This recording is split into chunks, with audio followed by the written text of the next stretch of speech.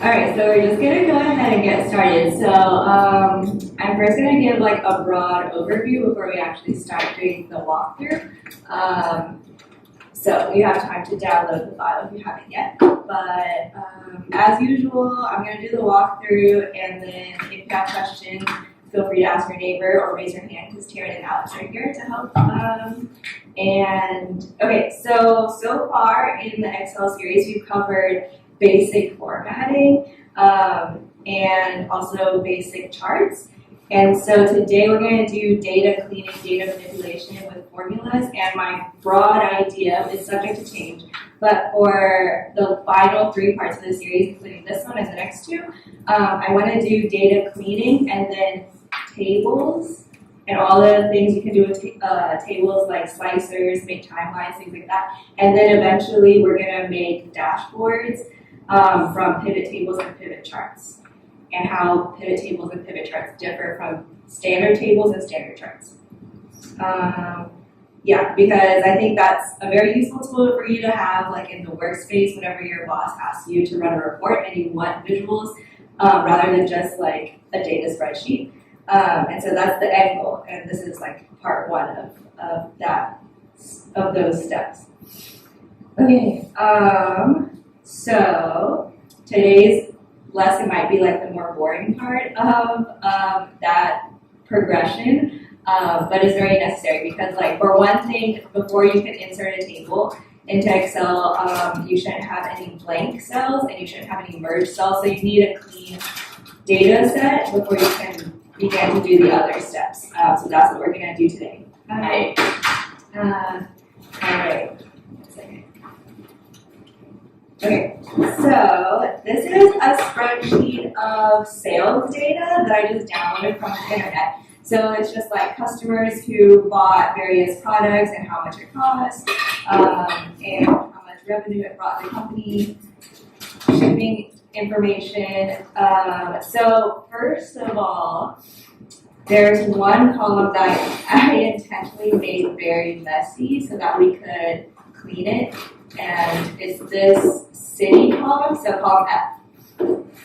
So if you look, there's all different formats that the city names were inputted in. It was like all caps or all lowercase. Some have too many spaces in between.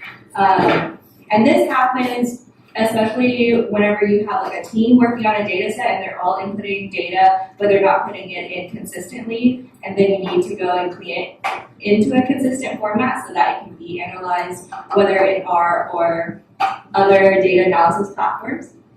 Okay, so I think the first thing that we would want to do is this thing called the trim function, because we want to get rid of all these excess spaces. So first thing you want to do is click on column G and then click the insert button because we'll insert a column to the left. And then we'll start with the very first cell. So the formula is equals trim, and then if you hit tab, it like activates the formula. Then click on F2, and then close parentheses and hit enter.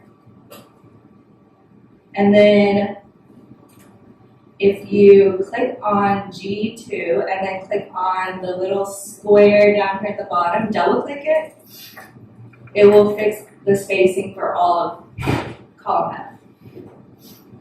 Okay, so that trimmed all the excess. So you can see like New York had a lot of extra spaces here, but in the more cleaned up version, those excess spaces are gone.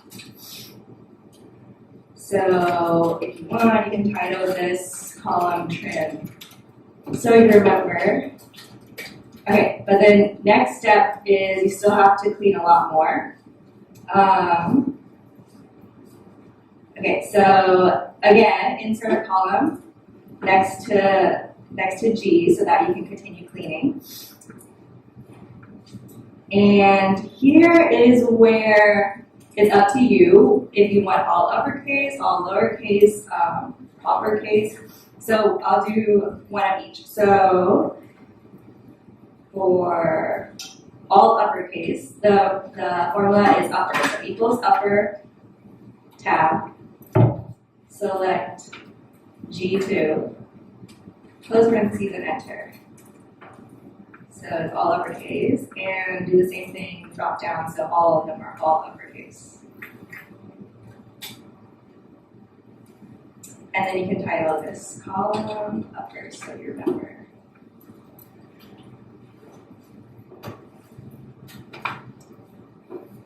And same thing if you want to do all lowercase, so insert another column. The formula is equals lower.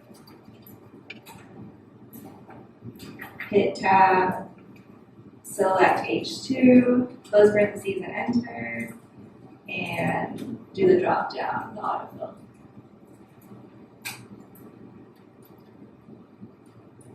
And then lower was the formula. And then one more way of changing the case, so insert one more column. This one's called proper. So it's the first letter of every word is uppercase. So equals proper I2 and autofill.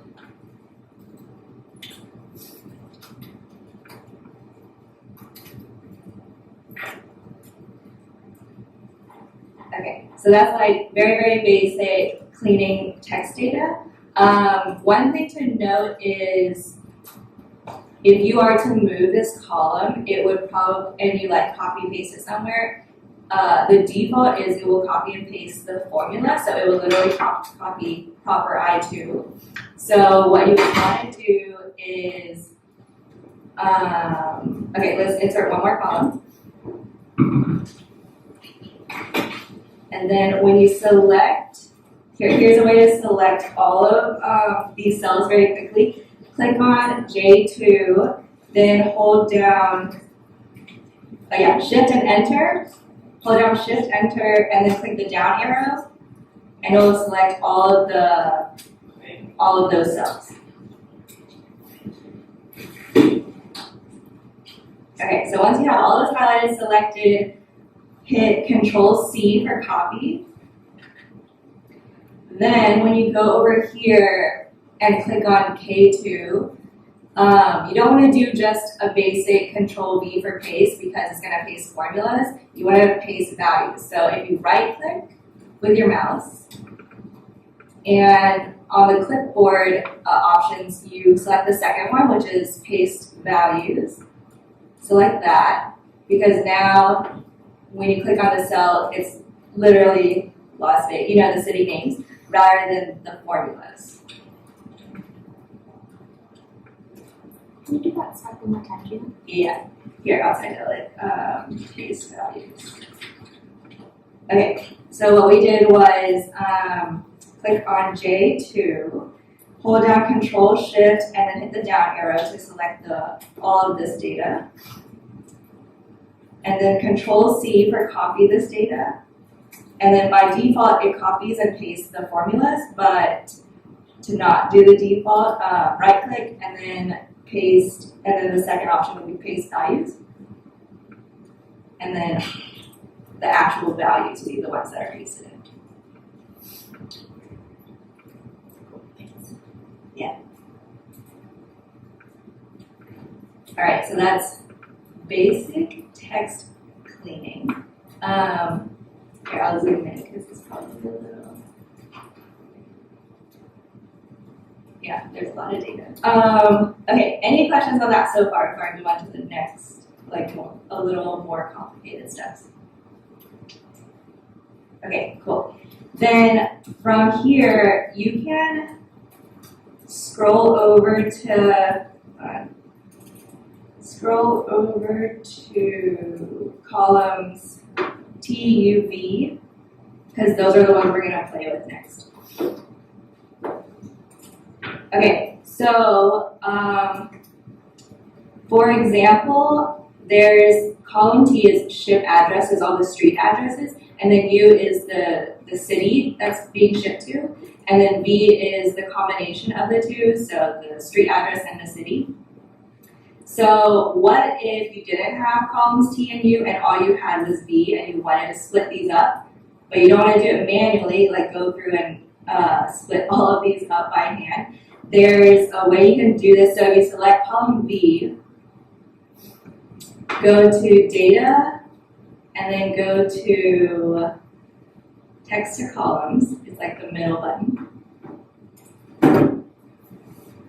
And then select delimited, the first radial button. Because there's like a certain way that the data is being separated, and in this case it's commas.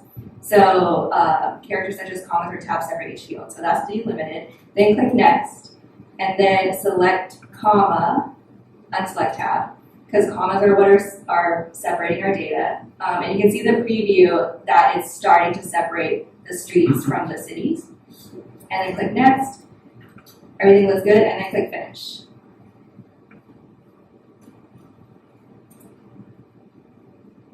Okay, I actually should have inserted another column before I did that, but we're gonna Control Z and go back. Okay, so go to home, insert a column here. We're gonna do the same thing again. So select column B, data, text to columns, delimited by commas, and then, you now have the streets and the cities separated, and all the commas are gone, and this extra space is gone. So that's in case you didn't want to manually separate all of these text to columns. And I actually use that all the time in my advanced data class because, for example, we're constantly copying and pasting tables from R, like the outputs from R, and whenever you paste it into Excel, it's like a clump of data. And so I constantly have to do text to columns to make sure that the tables are separated and in a readable format. Okay, then we're going to do the opposite of that. So what if we didn't have columns V and W now, or T and W, and we wanted T and W to be together? So there is a formula called concatenate. So you can put those together. But there's a few steps that we have to do before that. Okay, so first, select V and insert a column to the left of V. Because what we're going to work on is combining T and U together.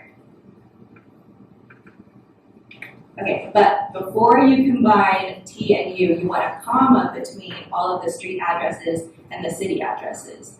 So how could you do that without manually putting a comma into every single one of these? So there's the very basic way that doesn't use Excel formulas, and that would be if you select column T, Control F for Control Find, you do the replace option. And then you're going to find the word street within this selection, and you're going to replace it with street, comma, space, and then replace all. So all of these were now have a comma. But that's the basic way to do it, not using Excel formulas, and that's assuming that all of your street addresses end with the same word, in this case street, which it does. But what if it ended with like drive or avenue or things like that? Okay, so I'm going to Control Z to undo that and show you another way to do it using Excel formulas. So click on column U and insert a column to the left of that. And here, we're going to use a formula where you click, okay, so to start a formula, you click enter. Then you're going to select cell T2. And then you're going to type ampersand. And then you're going to type quotation marks, comma, space, quotation marks, because that's what you want to end the previous cell movement. And then click enter, and now they all, if you do the drop down, will have commas. What did you put in there? Here. So you can see in the formula bar up here, so the cell name that you selected, do ampersand, and then quotation marks, comma, space, close quotations.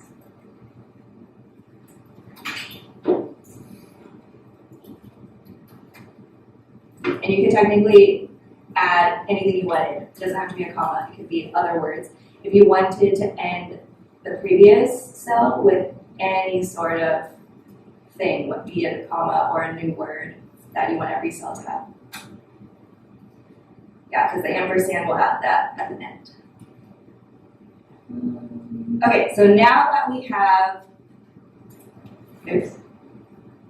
okay, now that we have commas at the end of all of our street addresses, we can now, a comma and a space, we can now concatenate these two together.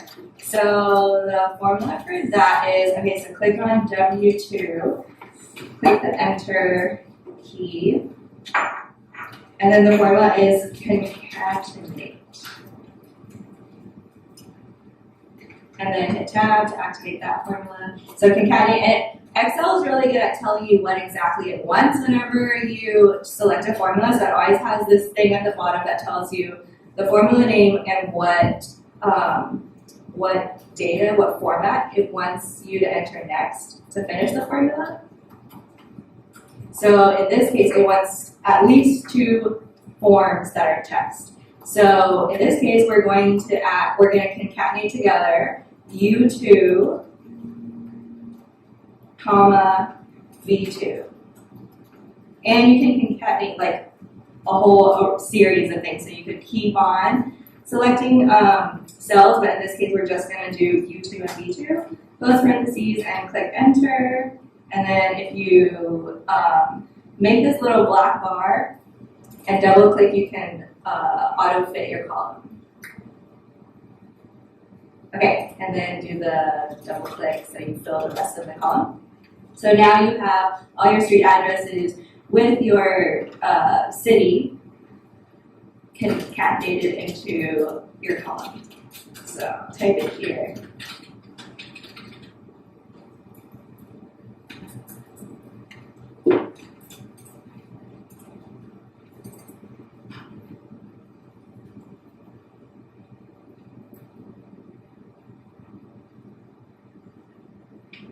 Okay. And you can keep doing that. For example, if your boss asked you, I want all the addresses in one cell, you could do that so that you basically concatenate, where am I? The street, the city, the state, zip code, country, into one cell. But I think you get it. Okay, and then, so that's text cleaning.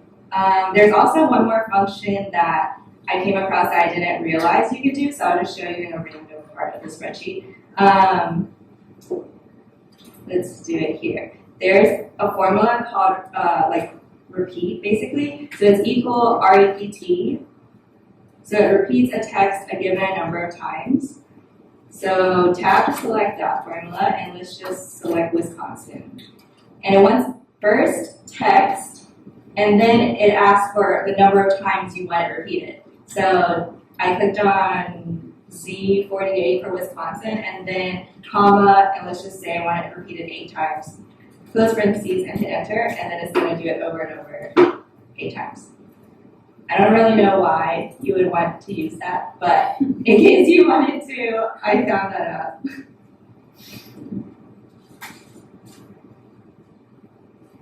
Okay, I'm going to delete that though, because that's making it messy.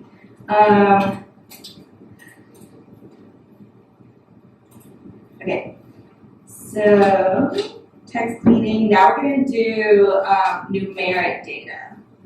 So scroll on over to, wait a second. Scroll over to the final columns, so AF through AI. And we're going to do numeric formulas with these. Okay, so AF is the unit price for what this company is selling, so like food products basically.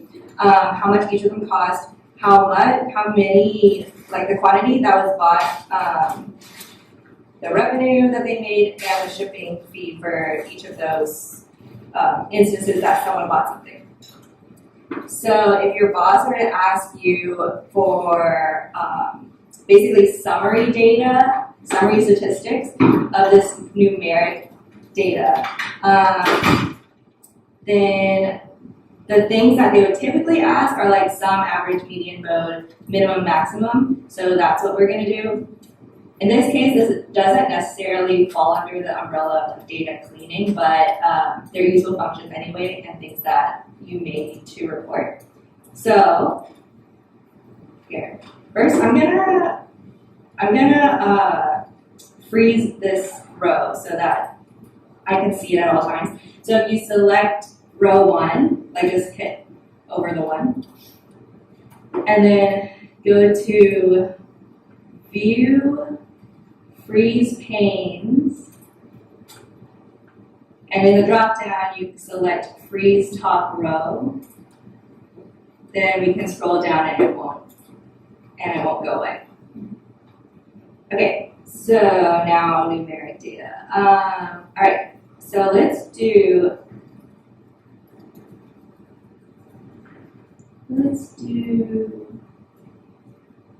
quantity. Okay, so I'm going to write out over to the side the numeric formulas that we're going to go through. And we're going to do it with the column quantity. Okay, so I'm going to walk y'all through sum, and y'all can type these too so you can reference it later. We're going to go through sum, average, median, mode, min, max, count A, count length, count if, and sum if. Okay.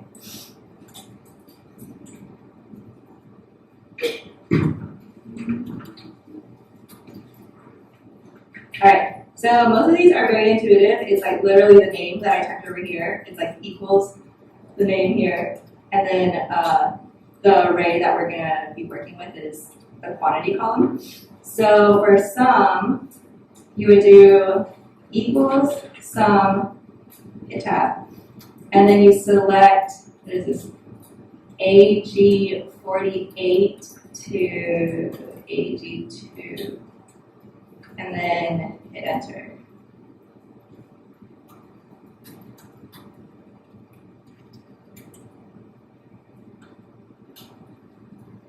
Okay, and same thing, so now we know that a total of 2,403 products were bought. Same thing for average, we want to know the average that was bought by all these people. So we want to do equals average, hit tab, and in this case now we know that the array that we're focusing on is AG, so type it AG2 colon AG48, and then close parentheses and hit enter. And we want to know the average number of products was bought was 56. We don't need all these decimals. So if you select this cell, go back to the home tab, and then get rid of the decimals. This second button up here with the arrows and the decimals until it's a whole number. Okay, so next formula is median. So what was the middle number in this array? So it's equals median, hit tab, we're AG2 colon AG48, close parentheses, and enter.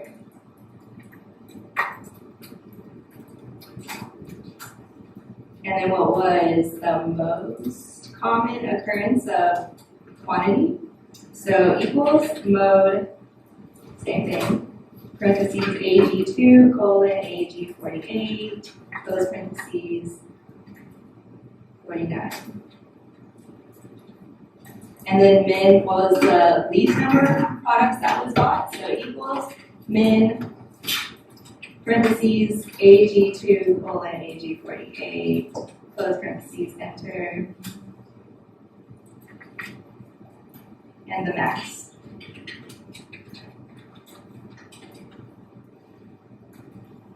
Oh.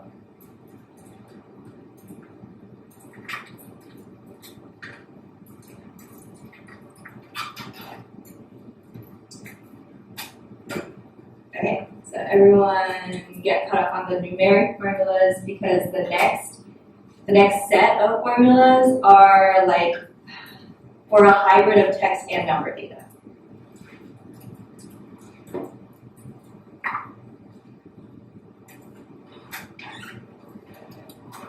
Okay, so count, this tells you, actually you can type it in so Excel can tell you, so hit equals count.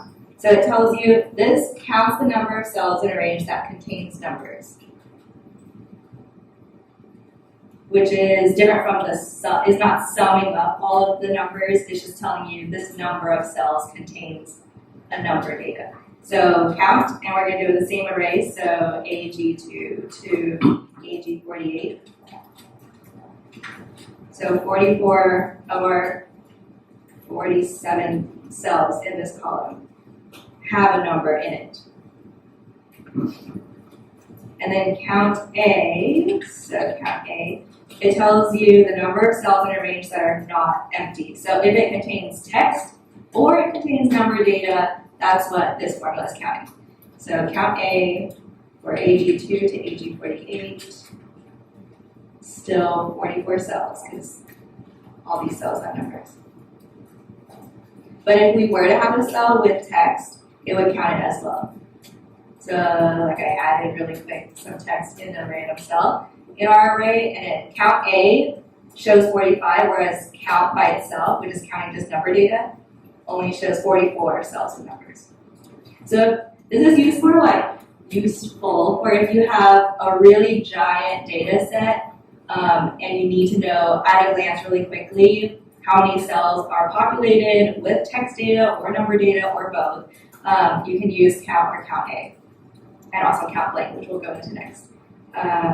So that you don't have to go in and manually count it by hand and figure out what's missing, what's text, what's data, what's numbers. Okay, so count blank.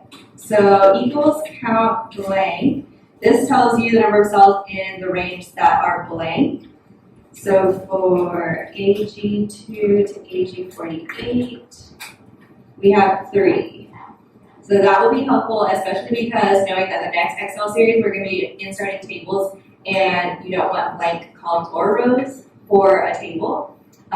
You could really quickly run this through all of your data set and find where all the blanks are and how many there are. Okay, count if. So equals count if. This will count all the number of cells within a range that meet a condition that you tell Excel. So in this case, you can tell it anything and it will count that for you. So count if works for either text or numbers. So let's do it with column AC, which is the column that tells you the payment type, whether it's credit card, check, cash. So let's do equals count if, and this is parentheses AC2 to AC48. Okay, so we gave Excel the range that it wanted, and now it's asking us for the criteria. So in this case, let's say we want to know all the people that paid with cash, or how many people paid with cash. So you put quotation marks, you type cash, and quotation marks and parentheses, hit enter, and now you know 4 people paid with cash within this column. You can do the same thing with any other criteria you give it. So if you want to know how many people paid with credit card, how many people paid with check, you can do it with number data as well. So I'm going to show you with the number data how to use count if. So over here, hit equals count if for AG2 to AG48, and our criteria this time, quotation marks. Let's do all numbers that are greater than 50. So hit the greater than sign, 50, and quotation marks, and parentheses, and hit enter. There's 21 entries of people that bought more than 50 items. You can see the formula up here if you need to review it again.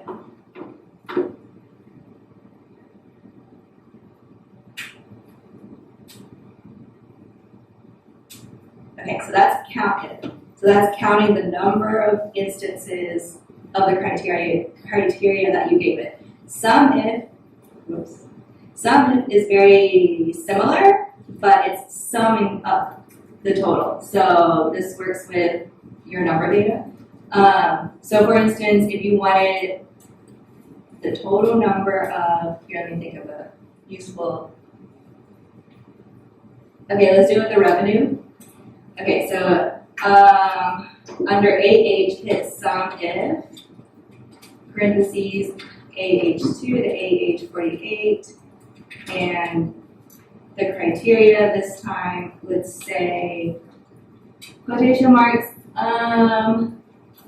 any time that someone paid more than $500, so greater than 500, close parentheses, close quotations, close parentheses, and hit enter. So anytime people paid more than $500 for a sale, the total that it came out to that the company made in revenue was $45,619. Yeah, so it depends on if you want the instances or the actual sum that you use counted versus sum.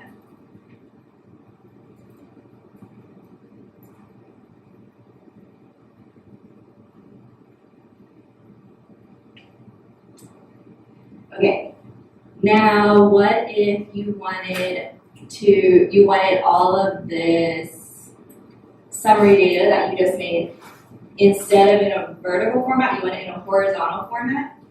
So in this case, there's a formula called transpose. And this is a formula you use with an array. So it's like you select multiple cells next to each other in separate columns. So the way you type in the formula will be a little different. Okay, so first, for transpose, you need to count the number of columns and rows that there are. So right now we're a 2 by 2, 3, 4, 5, 6, 7, 8, 9, 10. We're 2 by 10. So to do the transpose, you need to select the same amount of rows and columns, but the horizontal way. So you would do 2 rows by 10 columns. So you have to literally select 2 by 1, 2, 3, wait. 1, 2, 3, 4, 5, 6, 7, 8, 9, 10. Okay, so you have to select all of those, highlight all of those. Then once you have it highlighted, you hit enter to begin the formula. Type transpose. And then your array is, you can highlight sum through countif and all of the numbers that we have. Close parentheses and hit enter.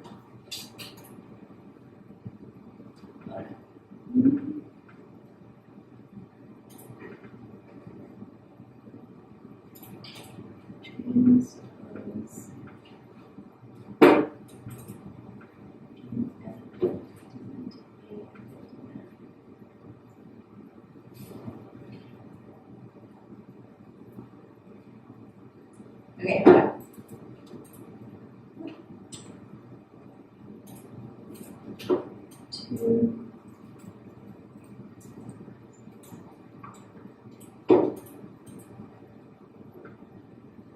Oh my god, I remember. Okay. I literally just told y'all that it's going to be typed differently, and I forgot to type it differently. So when you finish typing the formula, you can't just hit enter because it's an array. You have to hit Control-Shift-Enter, but I had selected all my 10 things. Control-Shift-Enter. Here, let me do it again. So select 2 by 10, 6, 7, 8, 9, 10 equals transpose the array, close parentheses, Control-Shift-Enter.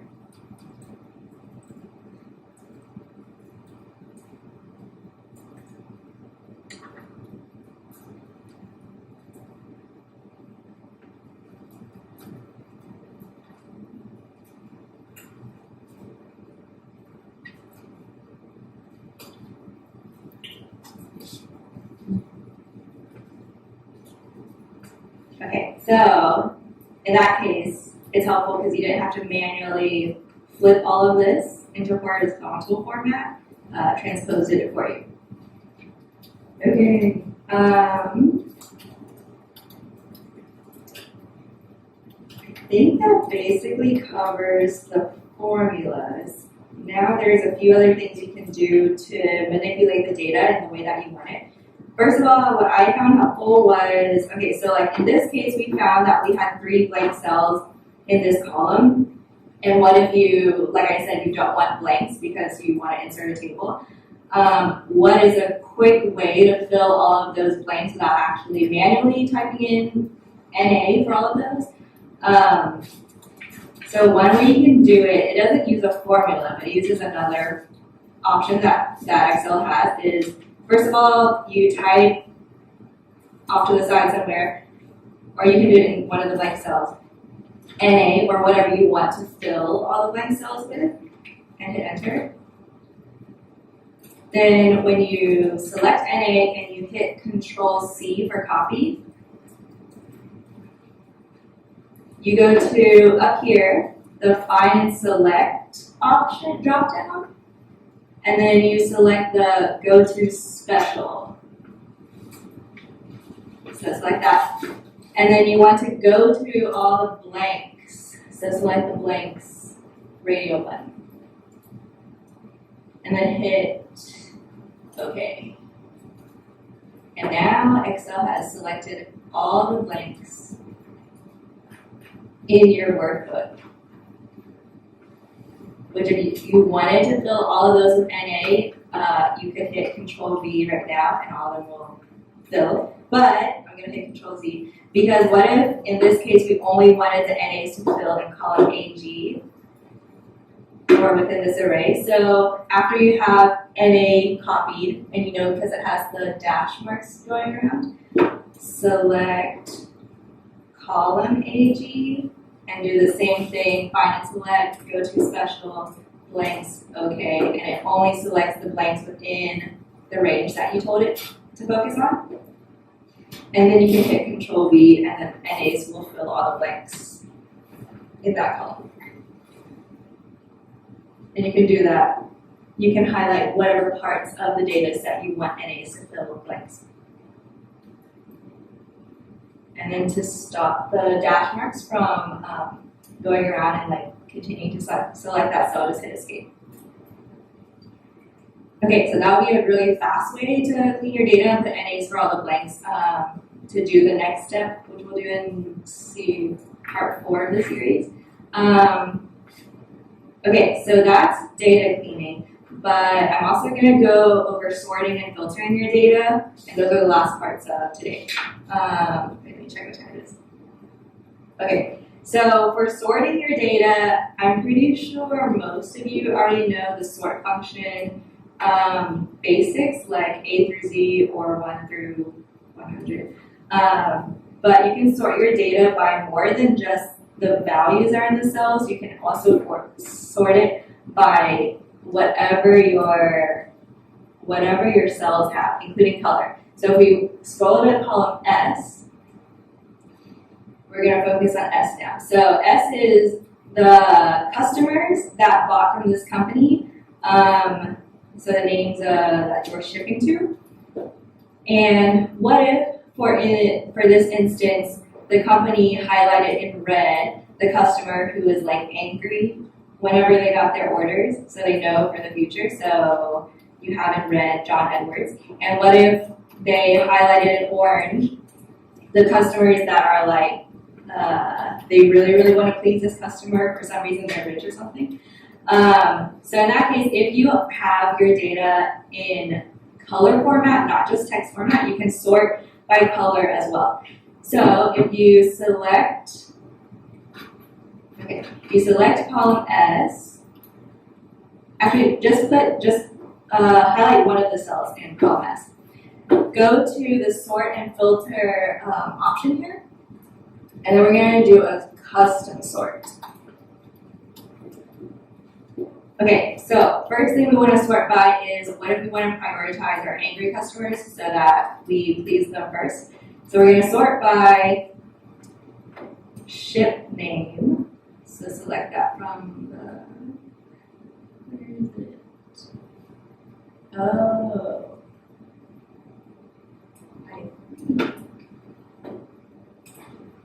I think we do have to highlight column S.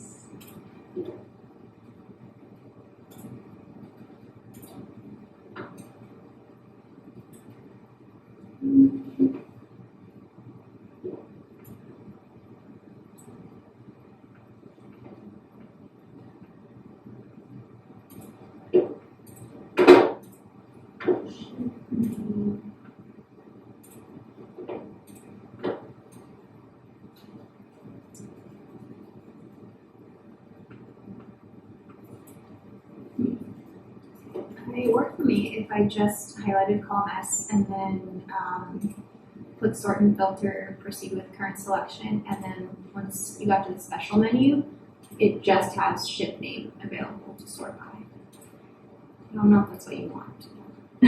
Okay, wait, so select column S, custom sort.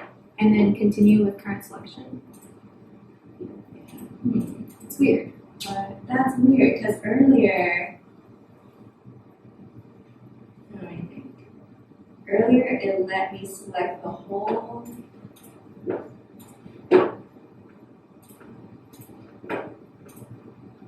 Oh.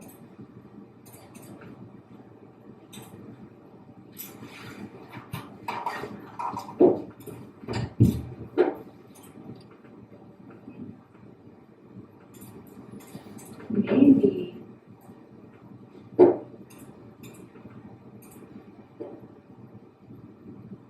Ah. Oh, for some reason it's not reading the right header. Hold on.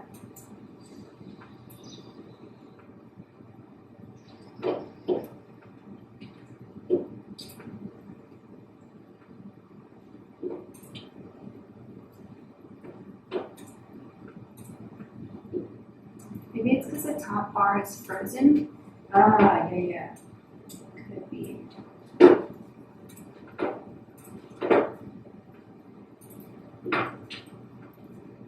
Yeah, let's try unfreezing.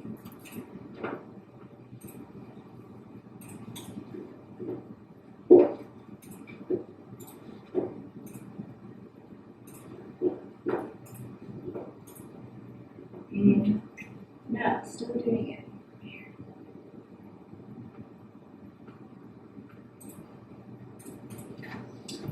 This is not reading this header.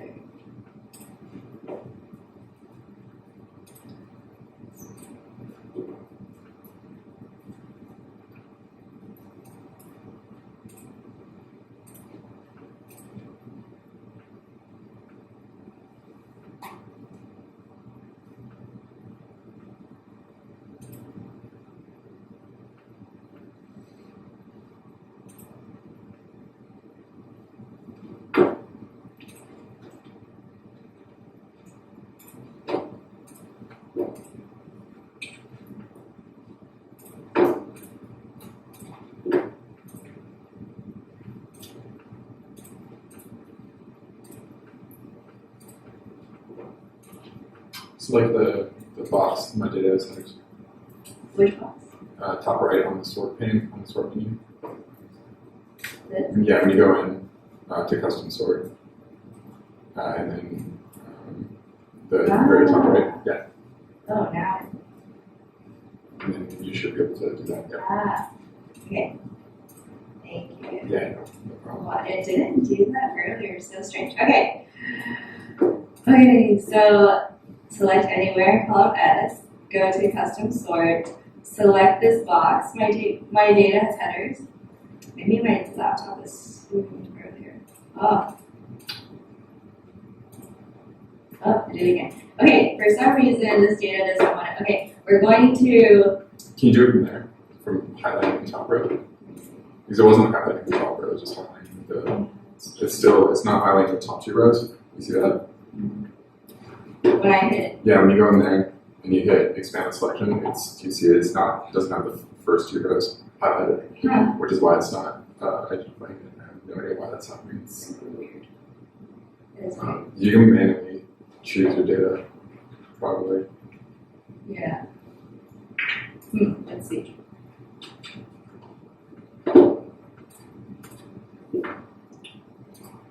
Yeah, there you go. And manually choosing is being weird too. Okay. Let's see.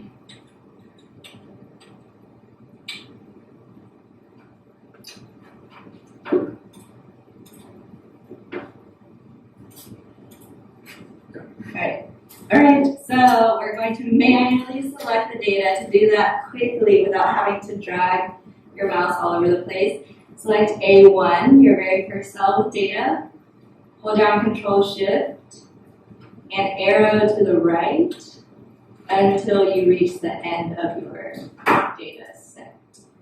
And still holding down Control-Shift, like don't let go, click the down arrow. And then you can let go of Control-Shift. So that selects everything in our data set. Because Control-Shift, it highlights until it hits a blank cell. But you can keep on arrowing until you want it to stop. Okay, and then you can go to sort, custom sort. My data has headers. And now it's looking at the headers the way it's supposed to. So now we want to sort by shift name. And let's do color. So we said that we want to focus on the angry customer first. So that was in a red font color. So we want to sort by font color. And Excel knows that automatically in your data set you have red. So you can select the red option. And you want that on top. Then you can add another level to sort by, and we're going to add level, the very first button.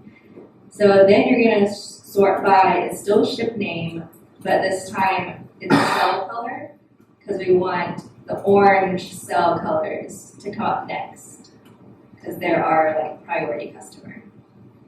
And finally, let's add a level to sort, still the ship name. We're going to sort all the cell values, so all the names, A to Z. So after our angry customer, after our priority customer, then we're going to just sort everyone A to Z. So you can click OK.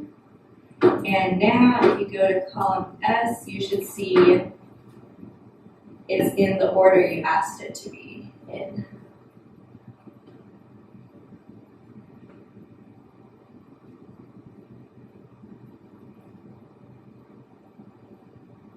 Okay, and one note on sorting is Excel isn't like your typical database. So if you sort your data a bunch of different times over and over, and at one point you want to go back to the original order that everything was in, there's no like home button that you can click to get back to original. So what you would want to do before you start sorting your data a bunch of different ways is you want a column with, that is in the original order, so like 1 through 100, whatever. In this case, the data already has order ID for the original order, so 1006 to 1032. So you could always go back and sort it basically A to Z, 1 to whatever number, by column A. But if your data didn't have an order column, you would want to insert a column and type 1 through, autofill to the last entry in your data set. So that way you can always have a way to go back to the original order. Okay, so that's sorting data. And you can play around with it because custom sort also has another option that is you can sort by cell icon even. If you have icons like plus or minuses or up arrows, down arrows, whatever, you can sort by that as well. And it will always have, in this drop down, all the options for you to choose from your existing data. So yeah, it's like there's more to sort than just like A to Z. Okay, so that's sorting. And finally, last thing I wanted to cover was filtering data. So to filter your data, Excel has, it's still in the sort and filter option. It had, if you click filter, all of your header columns should now have a drop-down arrow. So it has a default way for you to filter everything, and it's by, let me pick a better column. Unit price. Okay, so in this drop-down, you can have this really quick, like sort smallest to largest, largest to smallest drop-down, so you could do that. Sort by color, custom sort is automatically here once you add the filter to all your columns. And it also allows you to, for example, deselect all and just select like a couple of the entries that you care about. When you click OK, it hides everything else. So that's all you're looking at is the entries that you specified for it to show you. But maybe you want to look at all of them again.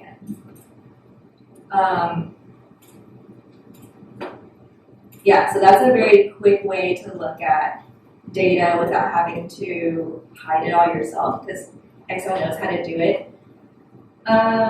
There's also an option to, instead of using these filters from the like scrolling through what Excel gives you, you can tell it your own filters. So if you go to the option that says number filters, maybe you want the top 10 items to be shown, or maybe you want everything greater than $50 to be shown. There's only one thing. Or less than $50. So yeah, there's a lot of ways that you can use the filter option.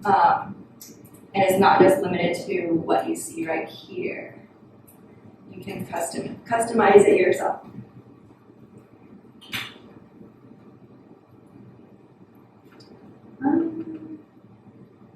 Yeah, so that was everything that I had planned to show you guys today. Next time, we're going to go over inserting an Excel table, because this is like your spreadsheet version of all the data. But when you insert a table and everything is in table format, there's a lot more functions that you can learn that tables has by default that a basic spreadsheet doesn't have. So once we go through tables, we can then do pivot tables and pivot charts, and eventually you create a dashboard. But today we're just going to stick to cleaning the data in a basic spreadsheet.